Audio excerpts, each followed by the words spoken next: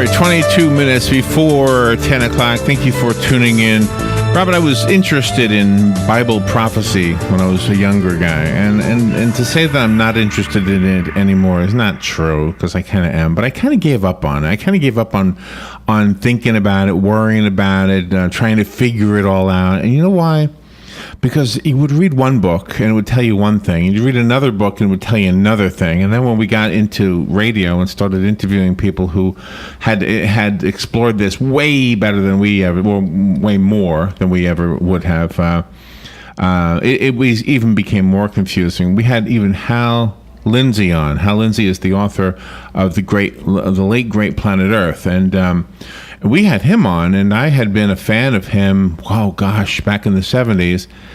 And the question I asked him, I thought was a fair question. Whether the events that he predicted that would happen based on Bible prophecy, whether they would happen or not, who knows? Mm-hmm. But they hadn't happened yet, and in his book he had the new revised version. He did change some of the dates, and he acknowledged that, and he said, well, I got the dates wrong, but I think so. I just, I decided, God's going to take care of me. I'm just not going to worry about trying to figure out what's happening. I'm just what's the bottom line message anyway? Have faith, right? Yeah, have faith. Just have faith. Get on with your life. We just use your brain and figure out what you need to do, and then just trust God for the rest. That's kind of my way of looking at all of that. We have is he a rabbi, Robert? Rabbi? Yes. Rabbi Martin Vesole. Is it Vesole? He's the former president of the Temple Menorah in Chicago, Illinois, where they're lining up to get hot dogs right now. Yes, they are. Because Doug's Hot Dog Stand is closing. Yeah. He's also a retired attorney and the founder of the Shalomist movement to save Judaism in America. He is a Vietnam veteran, and his book is really a well-written look at some of these things that are Bible prophecy related. The book is called Sleeping Truth. It is a murder mystery novel, but he certainly explores some of that stuff that some of these guys talk about in their Bible prophecy books. Good morning, Martin. Good morning, Rabbi, I should say. Good morning. Good morning to you. How are you guys doing? Pretty good. Are you in Chicago right now? No, I'm in Florida now. I'm retired. Where are you? Why didn't you come in? How far are you away? I'm in Delray Beach. Chicago's cold in the winter. Yeah. Well, thank you for being on with us. If you're ever in Ocala, we'd love to have you in the studio. So were you, let's see, as a rabbi, would you be interested in biblical prophecy from like the Hal Lindsey point of view? Well, I'm from a Jewish persuasion, and the biblical prophecies you're talking about are primarily from the New Testament, and which we don't really follow. So we have other biblical prophecies. We have some that are in common. For example, the idea of a Messiah is a Jewish idea and also a Christian idea, and that the world will become a good place at some point when the Messiah, when we say when the Messiah comes, or we say when Jesus returns. Right.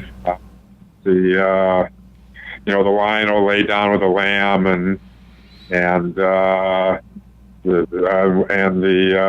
people will turn their swords into plowshares, and people will learn war no more. I hope so. We have that common, you might say, final prophecy where everything will be great. And we agree. We have that. We definitely agree on that. And getting back to the kind of the conclusion I came to after being, just being confused by it, or being, what it was for me? It was being distracted. It's like I was spending too much time thinking about it. It's like, wait a minute, I got my own life to live. I don't know if this is even doing me any good to think about these things. I'll just trust that it's all going to work out. And I don't even worry about what the lion is going to eat. When the lion lays down with the lamb, I don't know I know the lamb is still going to eat grass. Yeah. But the lion, he's going to be looking at that lamb. He's going to be saying, you used to taste pretty good. Yeah.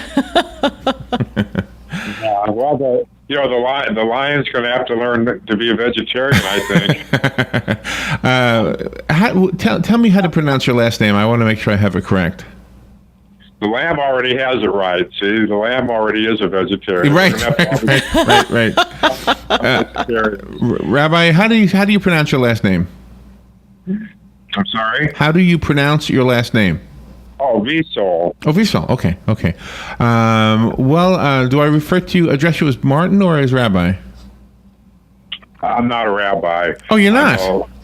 I was president of my synagogue, which is a lay position. Okay. And I was a lawyer before I retired. Oh, okay. So no, okay. I'm not a rabbi, but I have studied religions, to some degree, and try to educate myself as well as I could. And so I have some knowledge, but it's a layperson's knowledge.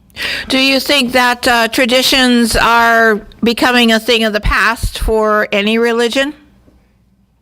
Well, all the organized religions in this country and in the Western world are on the defensive or on the decline because the younger generation is more spiritually oriented and less institutional oriented, and so we're all having trouble with that. I think traditional religions need to expand their thinking and take in some of the spiritual ideas that are floating around out there, like karma and that sort of thing. Most of them come from the Eastern religions, and young people are taking those in and believing in them, and I don't see that they're incompatible with the traditional religions. So I think if we could add them in to what we're doing now, I think we'd have a better religion base to attract young people and keep people interested in our organizations. Oh, I agree with that. Yeah, I thought about that often too. I think there is some kind of karma. I think in the churches they call it something else. They call it because I've used the word karma on the radio before, and then somebody will chastise me and say, we don't believe in karma. And then I'll say, well, what about the law of reciprocity? That's what they call it, the law of reciprocity. It's the same thing. I mean, it's the same thing. You do something good and you'll have something good happen, or something bad will happen. Same thing. Right, or the law of attraction. People talk about The Secret and the law of attraction. In other words, if you have good thoughts, that'll attract people, other good thoughts. Or if you're a good person, you'll attract good people. If you're a happy person, you'll attract happy people. I mean, these things are popular with general these days, but they're not. But they're also good doctrines for Judaism and Christianity. Martin, we have to take a little break to catch up on the weather, but I want to make sure we're fair to the story in the book Sleeping Truth. We'll find out what that is when we come back. Martin Vesole is our guest. He's down in, what did you say, Vero Beach? Delray Beach. And we'll be back in just a bit. This is The Source, WOCA Ocala. The weather is brought to you by myfwc.com. Safe boating is no accident. Partly sunny skies today with a shower with thunderstorm in spots, mainly during the afternoon hours over the interior, the high 84 to 88. Partly cloudy tonight, low 69 to 73. Tomorrow, partly sunny with an afternoon shower or thunderstorm, high 86 to 90. For Saturday, clouds and sun with a shower or thunderstorm through early afternoon, the high in the low to mid 80s. From the Florida Weather Center, I'm meteorologist Joe Lundberg.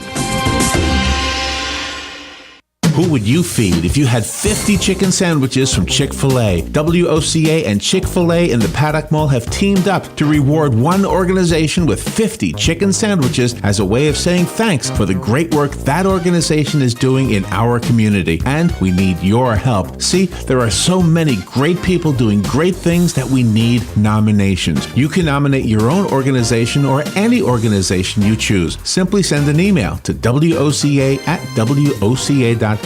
And in 350 words or less, tell us why the organization you are nominating should receive 50 free chicken sandwiches from WOCA and Chick-fil-A at the Paddock Mall. We'll review your nominations and then select one deserving organization each month. We'll announce the winner and even read the winning entry on the air. Make sure to include the contact name and phone number of the organization that you are nominating. And thanks from your friends at WOCA and Chick-fil-A in the Paddock Mall.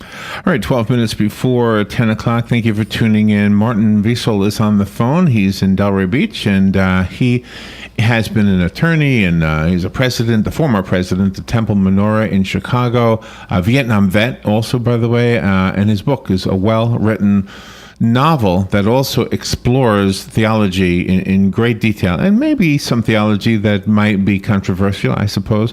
It's called Sleeping Truth. Martin, give us a movie trailer version of the storyline, if you could.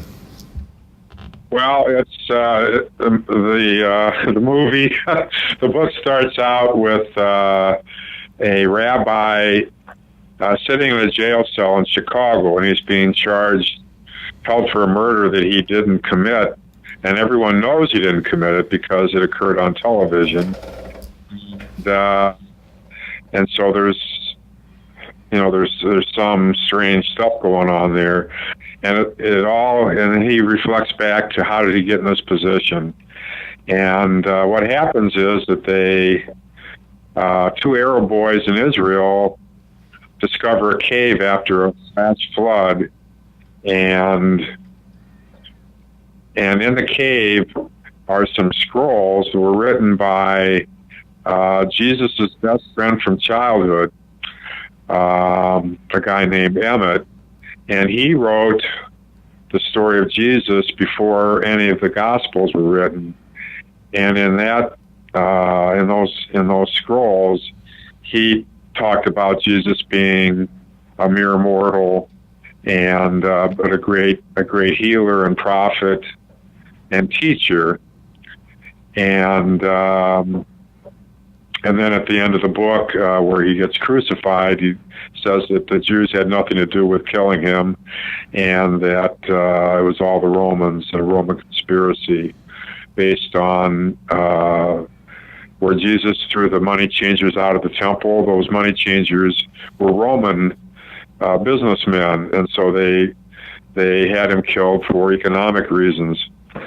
So this is what the scrolls say that they discovered in this cave. And so the whole world is in a tizzy over this, as you can imagine. If this really happened, you could imagine. And so they convene a panel to discuss the scrolls and compare it to the New Testament. And on the panel are the rabbi that we just found in jail, a female televangelist for the Christian side, an elderly British historian for the secular side, and then the panel is monitored by a gay Unitarian minister. And so they discuss the New Testament and these scrolls that they found. And while this is going on over a 3-day period, they have interrelationships, and the rabbi and the female televangelist, whose name is Mary Madeline Roberts, start having feelings for each other. Meanwhile, outside the building where they're having the discussion, a mob is forming, and people are calling the rabbi the Antichrist, and the scrolls are the work of the devil or a forgery. And there's a lot of turmoil and an increasing amount of violence. And eventually the mob crashes the debate, and during the melee that ensues, somebody gets murdered, and they blame it on the rabbi because he's the one who stirred up the crowd. And he goes on the lam, and eventually they catch him, put him in jail, and they have a kangaroo trial about whether he's innocent or guilty. And I'm not going to give away the ending. No, I don't want to spoil it. Wow, yeah, and therein lies obviously the controversial part. I guess any document in a work of fiction that counters anything that we've accepted as historical, whether it's religious or not. It could be about the Revolutionary War. It could be about George Washington. Mm-hmm. I think people would be pretty upset with the finding of that document. Absolutely, but in the process of discussing it, there's a lot of there's the reader will learn a lot about Judaism and Christianity.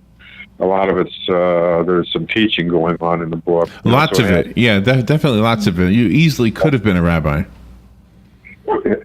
I'm sorry. I was mistakenly calling you a rabbi in the beginning, and probably because the book sounds like it's written by a teacher, and if you're a Jewish teacher, you would be a rabbi. Yeah, exactly, and so there's a lot of educational element in the book, as well as the storyline. So it could be interesting from a lot of different points of view. And you don't talk down about Christianity. You keep everything in your book into perspective, so the characters are real and scenarios could extremely happen. They're very possibly real. I mean, they're not, they're obviously fictional in this book, but they represent people that could very easily be real. And, and they have, I think it's a very realistic sounding story. Yeah, well, and as a man, I couldn't blame the rabbi for falling for Mary Magdalene Roberts because I mean, oh, she's gorgeous. No, she's a hottie. You have no photos, but I know. First of all, I know that all of the televangelist women, they're all knockouts. Unless even if they have too much makeup on, who cares? Yeah. They still look pretty good. It's between. I have to say that she's smart and gorgeous. Well, for me, it's between the female televangelists and the Spanish weather girl. They're kind of both in that same league of being hotties. I'm just being silly. Let me ask you this: have you had any feedback that is similar to the reaction of the people in the book who are not happy with it? Have you had that kind of real reaction since the release of the book? The reaction to the book? Yeah, from your readers. Have you had any reactions from readers that are similar to the reactions of the mobs in your book? I had a reaction to a Jewish Orthodox person who didn't like. The trouble with a book like this is that the fundamentalists and the Orthodox people among us are not going to like it on any side, because the book also contains some of the New Age ideas that we were talking about earlier, and so it's trying to find a common ground, in a sense, for all of us, where we can all find God in we start from different places, but we can end up more or less in the same place, and where we're more like co-religionists than opponents. And we absolutely are. I think if we were to try to understand what the purpose would be back in those days for writing any of these things, they weren't writing books to sell them back then. There was no publishing royalties happening back in the days of the New Testament or the Old Testament. But I think what was happening was trying to create some kind of groundwork so we knew how to live and be good to one another, and in the Old Testament, the Jewish law, the things that we're not supposed to eat probably were for our own good. We didn't know how to cook things right. Right. Up until today, including today, unfortunately, if you look at the Middle East, religion has been a basis for fighting each other. I'm right and you're wrong. Right. And you need to be like me, or we're going to kill you. Cut your head off, right? Yeah, exactly. And that's how religions have been for most of human existence, or maybe even all of human existence. But they don't have to be that way.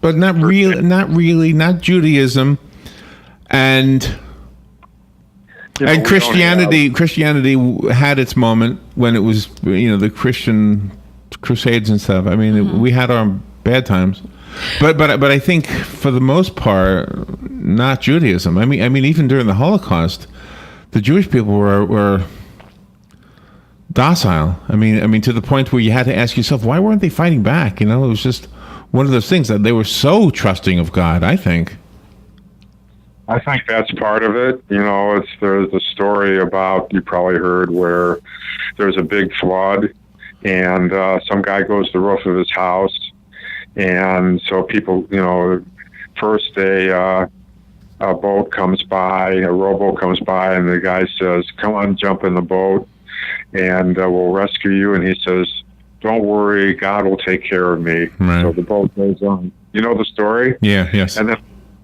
helicopter comes, the same thing, and then the flood waters rise and the guy drowns and he goes to heaven and he asks God, "How come you didn't help me?" God said, "Where do you think the boat and the helicopter?" It's a really good point too. It's a really good point. So depending on God too much for your health and safety can get you in trouble. You do have to defend yourself. Well, I would rephrase that. I would say, depending on God for everything. Yeah, I depend on God for everything. I trust that helicopter was from God, though. That's what I would say. I have a copy of the book. It's called Sleeping Truth. Martin Vesole is the author. Vesole. If you're looking him up, call me if you want the copy that Martin sent us. And we've got less than half a minute. Can you tell me a website or how we can get the book? Well, the book is called Sleeping Truth. You can go to sleepingtruth.com or even my name, if you remember how to spell it. It'll take you to my website, and you can buy the book there. Also, you can buy it on Amazon. All right. Martin, thank you so much for being on the air. If you're ever in the Ocala area, we'd love to have you in the studio to talk about this or maybe a future book, okay? I'd love to. Thanks a lot, Larry and Robin. Thank you. We'll be right back. This is WOCA Ocala. Fox News Radio. I'm Lillian Wu. Health officials say the Ebola patient in Dallas may have come into contact with as many as 80 people. This is 4 family members are told to stay home. It's actually a legal order from the Texas